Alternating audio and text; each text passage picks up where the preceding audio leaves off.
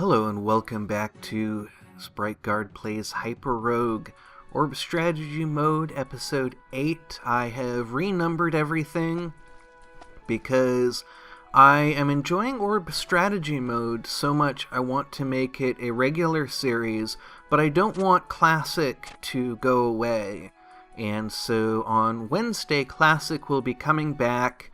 I don't know how long I can sustain two series, but for as long as I can, I'm going to do that. So what's next? I honestly don't know. We need to get 50 treasures in 9 different lands, I think? Quite a lot. We still have an Orb of Matter. Let's use that to... Oops. Let's use that to block in that dragon. And head back over this way. Let's think about what lands we could do this in. The only ones we have 50 treasures in are Relia and the Icy Land. And so the Living Cave is relatively close. The Mirror Land seems to be... Or excuse me, the Hall of Mirrors. I'm still not quite used to calling it that. But that seems the closest, the most plausible, and so I think that is where we should go first. If we see an opportunity to duck into a Crossroads Type 1, I'm going to be on the lookout for that. Just for that freedom of movement. But it looks like we are at the Hall of Mirrors already. We need to be really careful because we're not going to have minions for a while, mimics for a while, because we have so many treasures here that they will not spawn next to a border. And so we need to get to where they are going to spawn before we get into too much trouble. And here, I'm going to go for this one because it's a cloud, and cloud mimics are a little easier to use. And hitting the mirror spirits with a mimic resets their spawn rate, otherwise it just goes up when you kill them, is my understanding of it. I'm not completely sure how accurate that is, but that's been my experience. Alright, so we have not the greatest situation coming up here, and there's a bunch of stuff in between us and the treasures we want, but I think if we can deal with this combat here... Alright, so we need to deal with...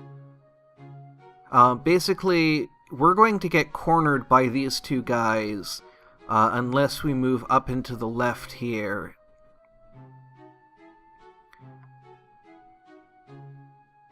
And so now I'm going to use a line of retreat over this way. And so that has gotten those few out of the way.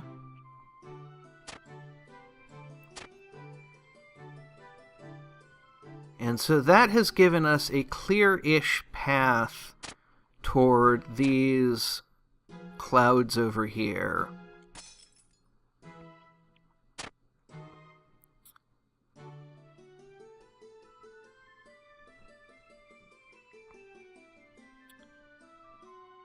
Alright, this is not a great situation. Oh no!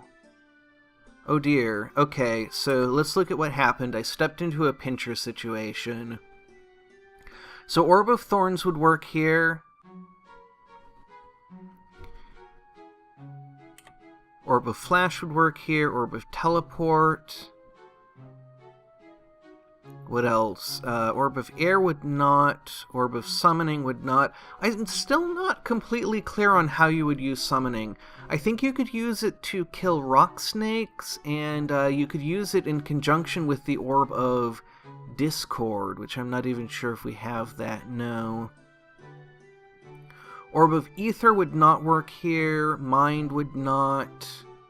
Matter would not. Teleport would. Earth would not. Life would not. Empathy would not. Fish would not. So it looks like our most specific option is thorns. And I'm going to do that, and then I'm going to make sure that I hit that guy with my Mimic.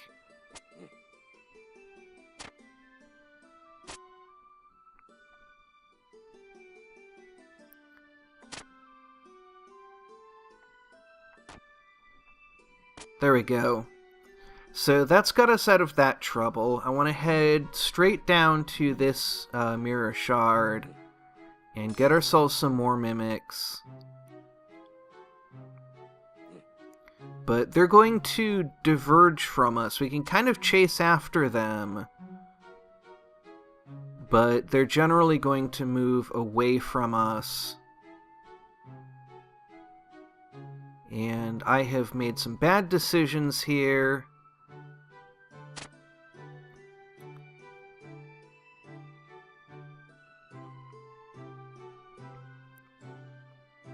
But we can use these trolls to create a choke point.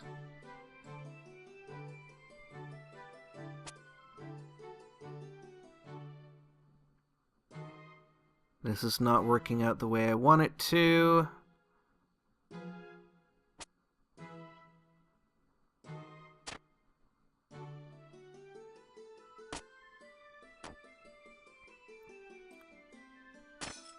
There we go, that's done something.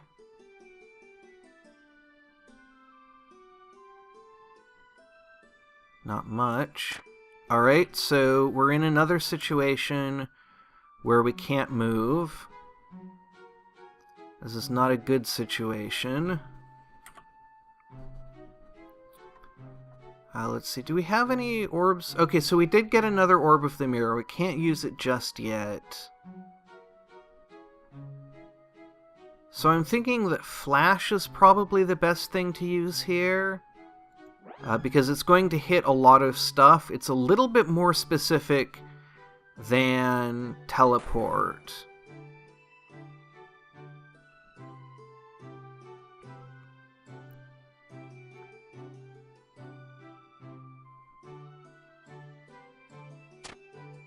Alright, so I am not playing very well today. We're in some pretty bad situations, but I'm making a lot of bad decisions too.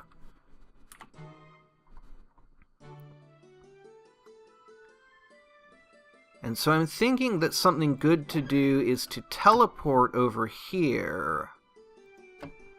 That will let us get this orb. That will let us start to kind of cut down on the trouble that we're in. And it's a good thing also to, let's see, that's not right. It's a good thing to look at what do we have. We have actually quite a lot of Orb of the Mind. And so that is what we should have been using, because just one of those can really seriously improve our situation.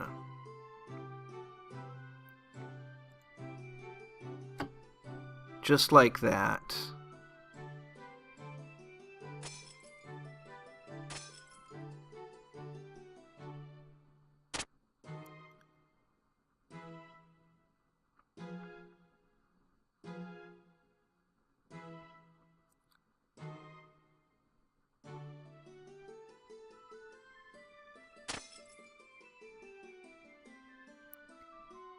And how are we doing? We only need 3 more.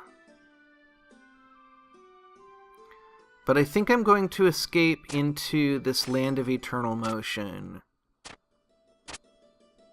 Just because it's a way of getting out. How are we doing on Phoenix Feathers? We have 35. Now, it's going to do us very good to get more treasures here. It's going to be easier than a lot of our options. And it's going to give us one of the most powerful panic orbs. Probably the most powerful panic orb.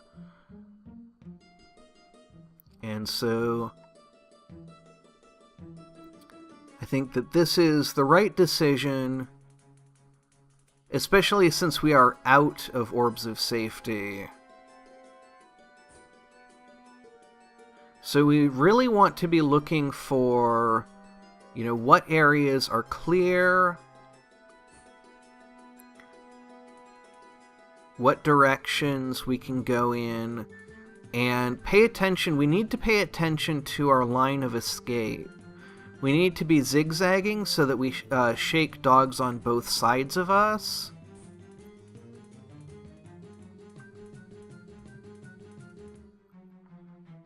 Because if we curve in one direction, the dogs adjacent to us that are on the side that we're curving towards will be able to keep up with us indefinitely. So we're actually at 50 treasures. Let's take a look at our inventory. It doesn't look like we have actually gotten an Orb of Safety, and I think I want to keep going until we get it. Let's check what that is. 54 is the next time that we're guaranteed one. And it looks like it's going to be very, very close to that. Looks like we got it there. Yep, there we go. Next at 54 to 85.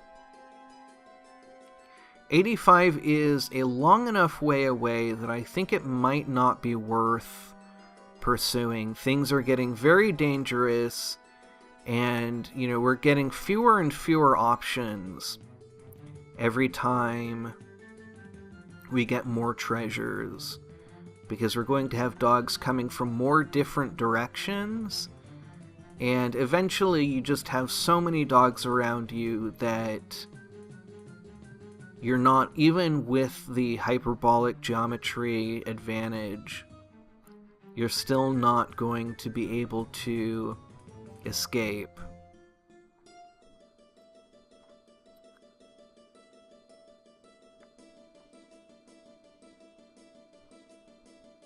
The Alchemy Lab. I don't think we've really been to the Alchemy Lab at all, so let's head in here. Orb of Speed is actually very tactically valuable, so I'm not sure why we haven't been in here yet. This is, you know, what I would consider one of the safer lands.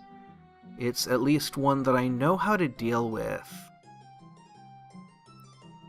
Now, I don't like this because this blue one's going to have to go around a curve, and that's going to let this red one catch up. And so I actually want to come over here and do that, because I don't really care what color we're on.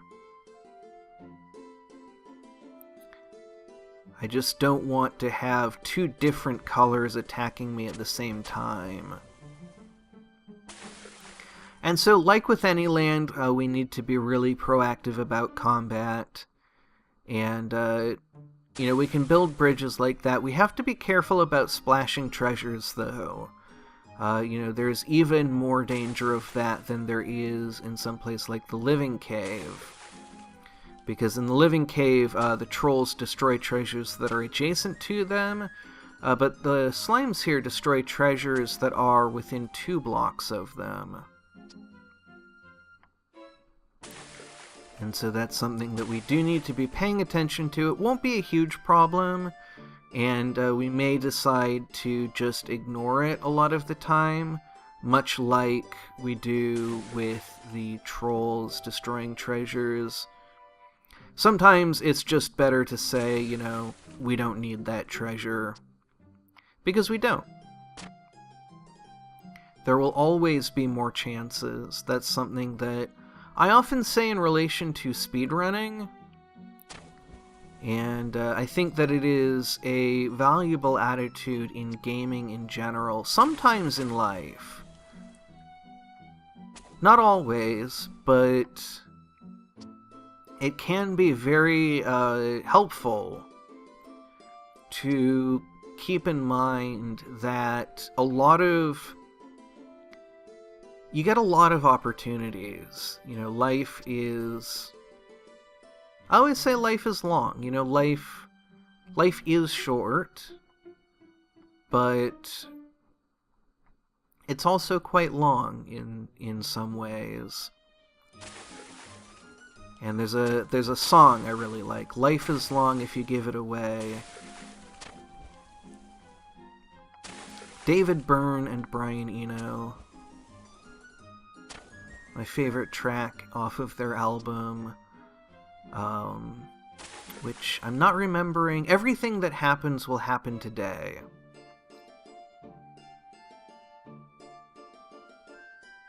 Alright, I misread this situation a little bit.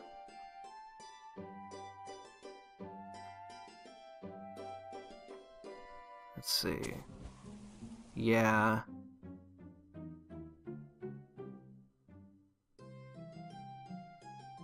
Yeah, this isn't a huge problem, but...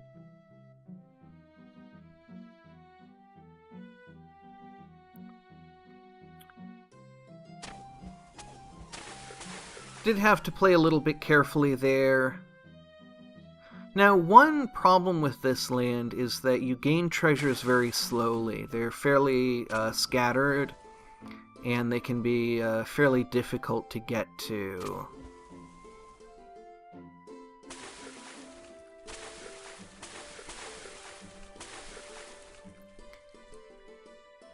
Because of the color rule. And so we just have to be patient. And you know, that whole thing about life is long, and there will always be more chances, was actually, so there was a solar eclipse near me, and I wasn't able to get to it. It was very close to me, just a few hours away. Maybe 4 hours drive away, and I had friends living near it, and none of them could go, because they were busy with other things. And my family was on the East Coast that day, and I couldn't make it work. You know, I could have found someone to hitchhike with, but I would have had to sleep on the ground, and it just became not worth doing at that point. And kind of what I, you know, one of the things that I said when I was discussing this with people is, yeah, seeing an eclipse is really cool. It's a once-in-a-lifetime opportunity. But, you know, even though it's once in a lifetime, there are lots of once-in-a-lifetime things in this world, and I won't miss every single one of them. And so I just need to keep looking out for when that next chance is going to be, and not worrying as much about the chances that I'm inevitably going to miss.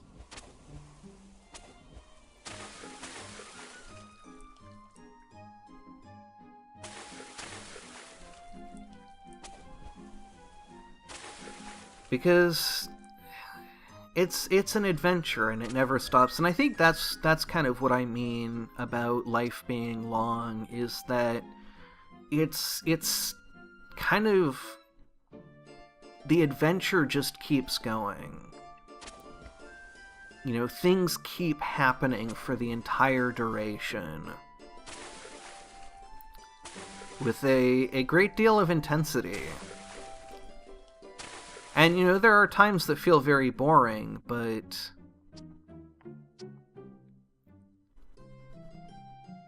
I don't know. Boredom is a big challenge. That I will admit. And there was a lot of my life when I felt like I hadn't done anything interesting at all. And now telling stories, sometimes, I'll realize that I did a lot more interesting stuff than I realized.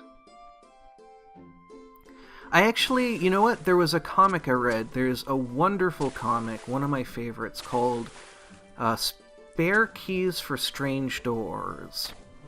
And I believe the second chapter in it is about a guy who dies young and is a ghost and feels like he never did anything worthwhile during his life.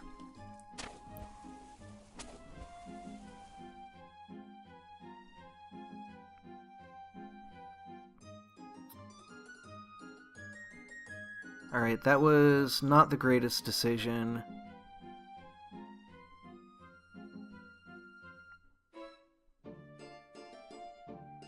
This'll work, though.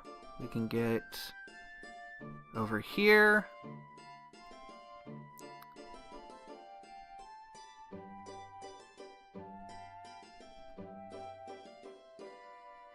But remember that choke points in the Alchemy Lab don't last. So we have a lot of heat on us and not a lot of ways to escape. You know, this could be a good time to use an Orb of Flash. Let's take a look at our inventory. Orb of Matter would actually let us create a genuine choke point.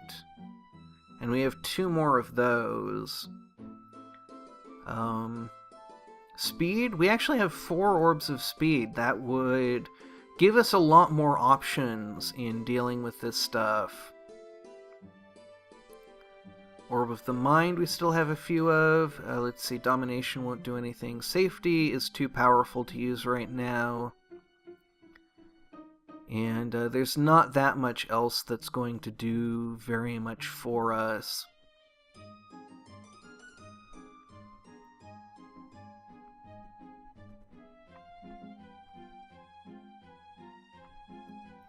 And I'm wondering, you know, should we use time and speed together? I think I do want to use speed, because what that's going to let us do is kind of control how these guys get to us.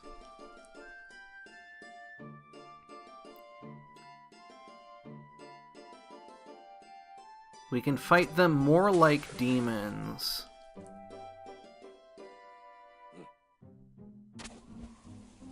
And we can actually escape them more like demons. Oh, Orb of Time wouldn't do anything for us anyway.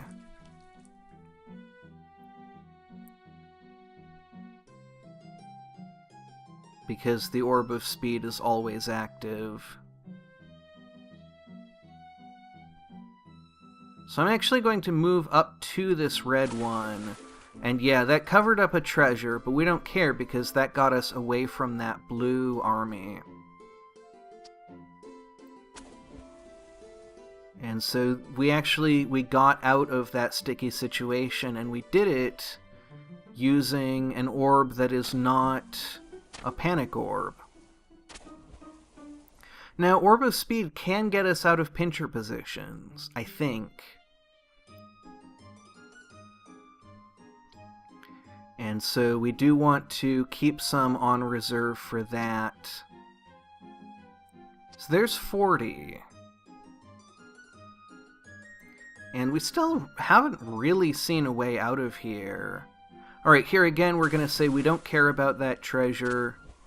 You know, dealing with combat is more important. I'm going to go down to this guy first. Once again, don't care about the treasure, we just care about our own safety.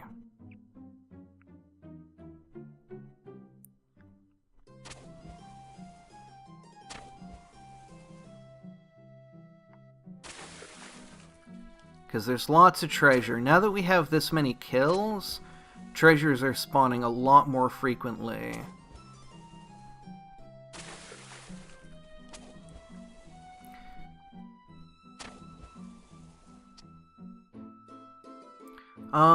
I kind of want to escape into this hive and go looking for a crossroads, because this episode has actually been going on for quite a while. And I'm trying to remember, I think there's some kind of unfinished threads about opportunity, and life and stories. Oh, so this ghost, basically, he meets this expert in the supernatural, and he tells the expert that, his unfinished business as a ghost is that he hasn't done anything interesting.